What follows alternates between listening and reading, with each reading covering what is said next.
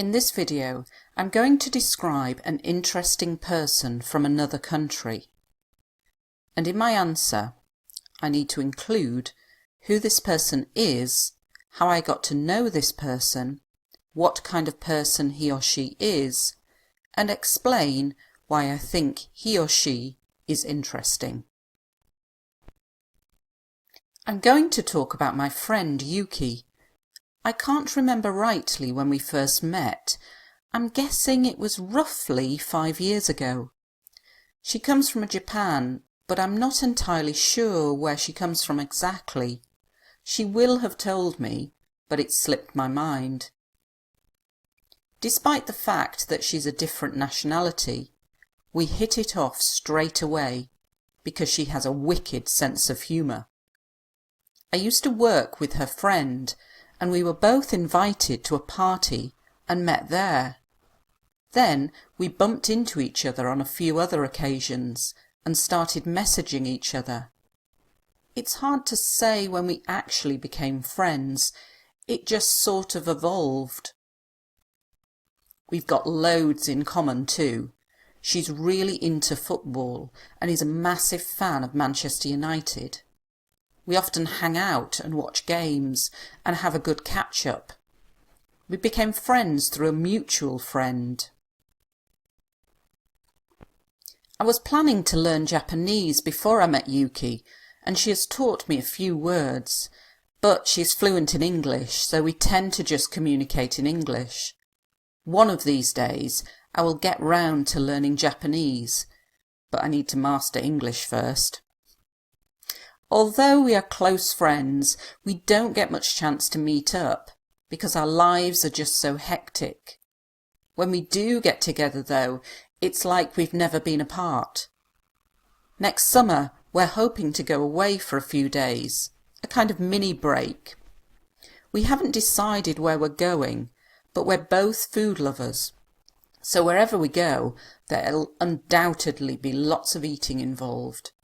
It'll be great to spend some time together, catching up on all the gossip and chilling out as well. Okay, so let's have a look at some of the vocabulary, some of the grammar, some of the discourse markers in here.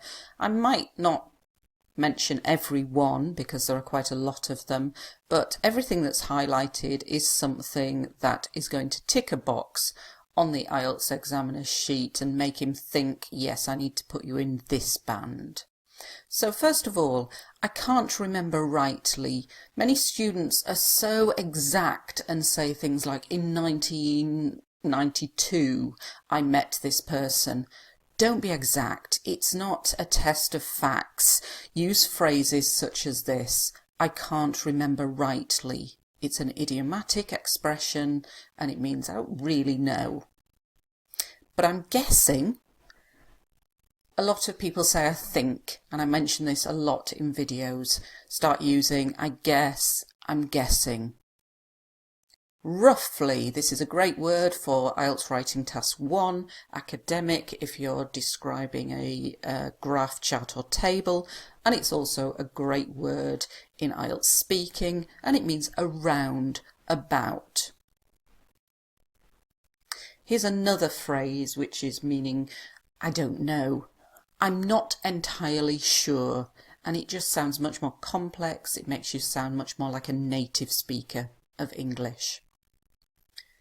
She will have told me, a future perfect tense saying that she will have told me this detail at some point in the past.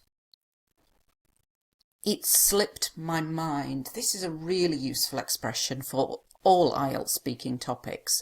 Instead of saying I can't remember, it slipped my mind. Despite the fact that, remember, IELTS examiners are looking for discourse markers, are listening for discourse markers. This one means although, and you don't need to do anything different. There's no grammatical changes, but it just shows the IELTS examiner that you know some complex discourse markers, so try to include that. To hit it off straight away means to make a connection with somebody, to instantly have a good relationship with them, to get on well with them. A wicked sense of humour. Had this in one of the other videos, and we often say a good sense of humour, but this is a bit more informal, bit more complex, and shows that you have a much greater knowledge of English vocabulary, and it means a great sense of humour. Remember to use used to. It's a very easy tense to use, just used to plus the verb, but it shows that you have some grammatical flexibility. To bump into somebody is like to meet them, but it's not planned that you will meet them. You go somewhere, like you go to the supermarket and you bump into your friend. Not literally, but it means that you see them there. It just sort of evolved. This means it developed without any planning. We've got loads in common. This is really useful for describing any kind of person that you know, and it means that you have a lot of similar interests or a lot of similar opinions or views. She's really into.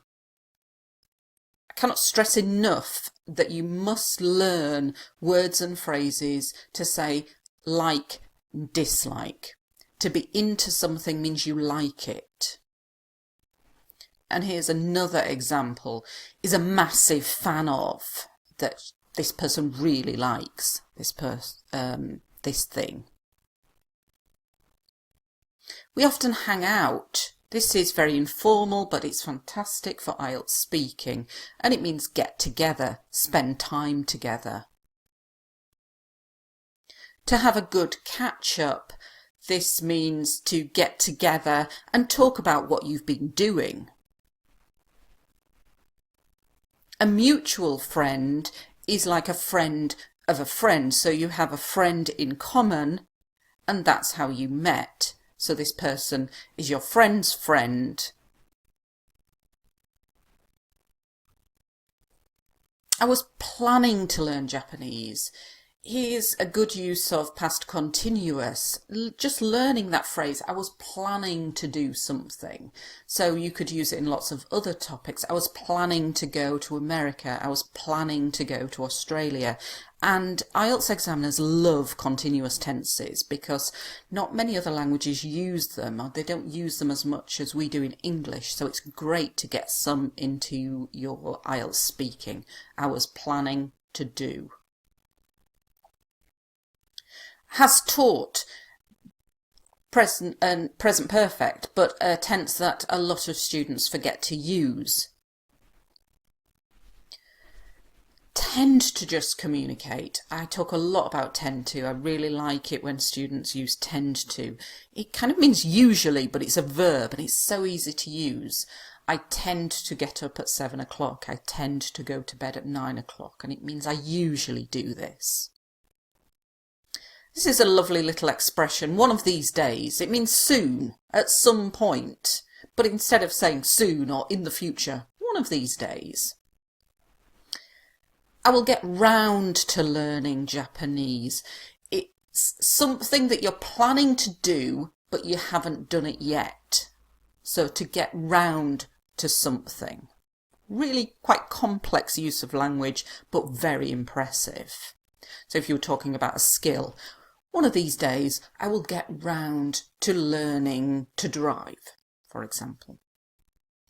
Now here I am a native English speaker, but I'm pretending I'm not, so I'm using this if you were going to say it in your IELTS speaking exam. To master English. To master something means to become an expert in it, to become very good at it. Although, we've already had despite the fact that, so we need an although in there as well. Close friends, this means good friends. You could also say firm friends. To meet up, good phrasal verb, to get together. Hectic, really useful adjective to describe, very busy, frantic, hectic. So our lives are busy. when we do get together though. So you could use though here instead of however. We're hoping to go away. As I said before, IELTS examiners love to hear a continuous tense. So we're hoping to do this. Mini break. Great little phrase to describe a little holiday, usually on a weekend, say from Friday to Sunday, when you just go away for a very short period of time. Food lovers, you can use lovers with lots of things: sport lover, nature lover, animal lover. Undoubtedly, it's good to have lots of these adverbs like this. So undoubtedly, certainly. To catch up on all the gossip means to talk to each other and find out what each other's been doing, and maybe find out what other people have been doing. Chilling out. You need lots of informal, complex verbs and phrases for IELTS speaking, and this is a great one because you can use it in lots of topics. To chill out, it means to relax. Hope you found this video useful. Make sure that you have printed off the model answer, gone through the model answer and made some notes on it. Watch it again and again, but remember, don't memorise it. Try to just learn the keywords and phrases that will be useful for you in the IELTS speaking exam. Thanks for watching.